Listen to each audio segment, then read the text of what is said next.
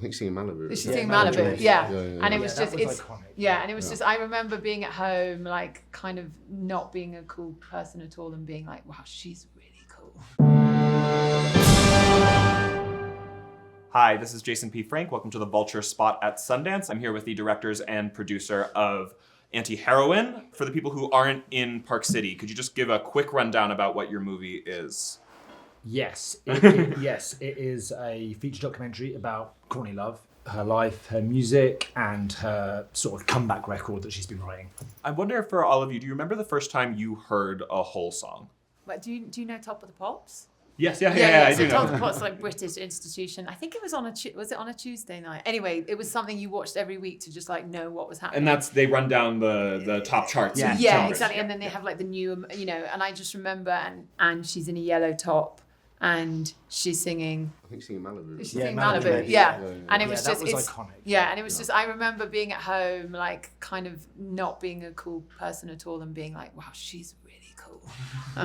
You've said that you wanted to like kind of intentionally avoid being a quote like classic rock doc. I'm curious about what that means and how do you approach it differently? I think we've made films before about musicians where really they're like sort of like human stories. Like the music is in there as a sort of extension of the person, like a way they express their sort of, their life experience, but it isn't like only about the music. I think the other part of that as well is that there's like a very much like a clear kind of present day narrative to it as well. So it's not just a kind of like looking back at someone's life or their career or something. When we met Courtney, she was kind of starting to think about writing music again and recording this new kind of record. So we knew that there was like a present day kind of arc that was real time events unfolding in front of us. So that was exciting, yeah.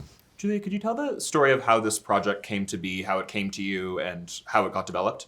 Yes, so I had been a fan of Courtney for a very long time, and when I started making documentaries, and I was lucky enough to make this film with Pamela Anderson, and while I was making that, I suppose my curiosity and confidence of, women in the world that I think needed, I wanted to hear their story, or, I felt I hadn't heard the full story from themselves.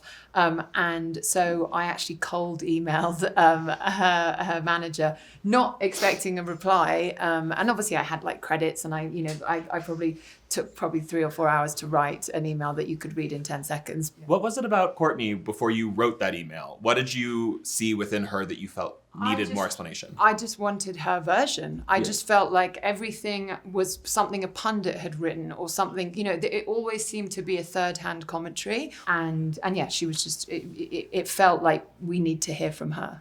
Do you remember what the early conversations with her were like before you officially like signed on and were ready to do the documentary?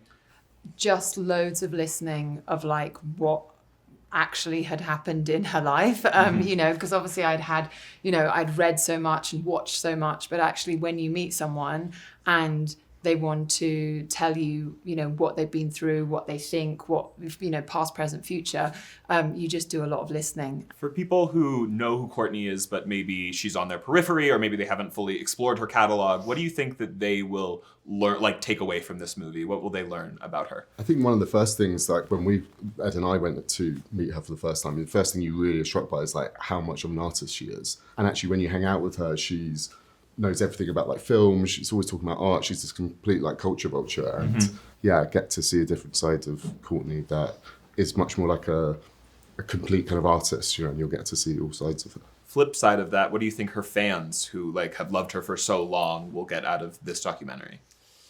Yeah, I mean, the fans are so hungry. They've been messaging us every day. What's in the film? I think they're gonna get like sort of everything. Yeah, they're gonna be able to re-experience like the upsurge of Hole, the career of Hole, which they're gonna obviously absolutely love. And I would say, we hadn't heard her new music until we met her, and like witnessing this album being written. I was curious if there was something in her life that she talked about that where after that day of filming you went like, oh wow, like this is something really special.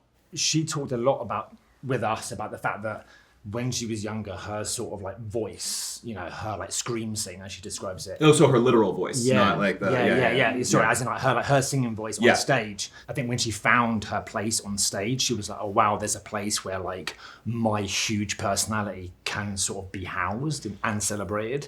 I think like us seeing it firsthand and her telling us that basically as she's like grown older, that voice sort of changing. You as you mentioned, did Pamela: A Love Story, which was a documentary that came out about Pamela Anderson. There are these two kind of iconic 90s women who maybe didn't get their due at the time. What have you learned about that era looking back on it now? Just how, you know, and actually, people love to lift people up and pull them down. And the 90s seemed really to kind of enjoy pulling a lot of people down, particularly women, you know, and I think there are many more films that are to be made by other directors, other producers around the 90s. But, you know, look, I think as long as we're celebrating these people at the end of the day, that's a good thing.